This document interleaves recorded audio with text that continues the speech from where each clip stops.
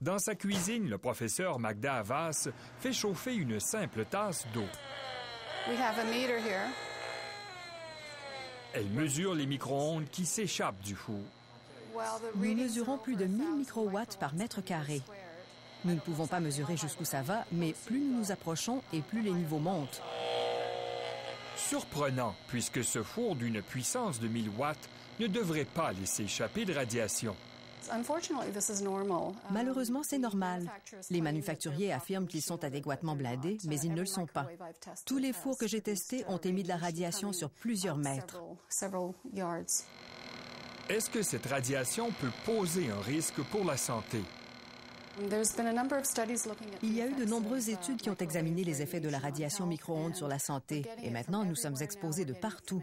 Nous la recevons des antennes, de nos cellulaires, de nos services sans fil, de nos fours micro-ondes, c'est partout. Avec ce type de radiation, il y a des effets sur la santé. La même démonstration, cette fois-ci, avec les téléphones domestiques sans fil. Nous avons ici 2 téléphones sans fil. Celui-ci est un vieux modèle et celui-là est plus récent. On l'appelle le téléphone DECT. Et normalement, un téléphone émet seulement lorsqu'on s'en sert. Vous voyez que ce téléphone-ci est branché, mais il n'émet pas. Mais si vous branchez celui-ci, il se met immédiatement à émettre des micro-ondes de façon constante. Alors même si vous ne l'utilisez pas, il irradie. Si vous avez un de ces téléphones DECT dans votre chambre, c'est comme dormir à côté d'un four micro-ondes qui fonctionne. Mais comment savoir si notre téléphone émet continuellement?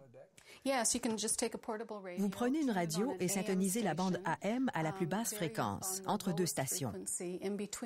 Vous saurez si vous avez un téléphone DECT. Par exemple, celui-ci n'est pas un DECT. Vous n'entendez rien. Par contre, si vous l'approchez de celui-ci, c'est purement de l'interférence? Purement de l'interférence. C'est l'une des façons de savoir si vous en avez un à la maison.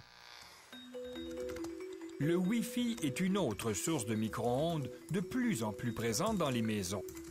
Il s'agit d'un routeur muni d'une antenne qui permet d'utiliser Internet partout dans la maison sans être relié à un câble.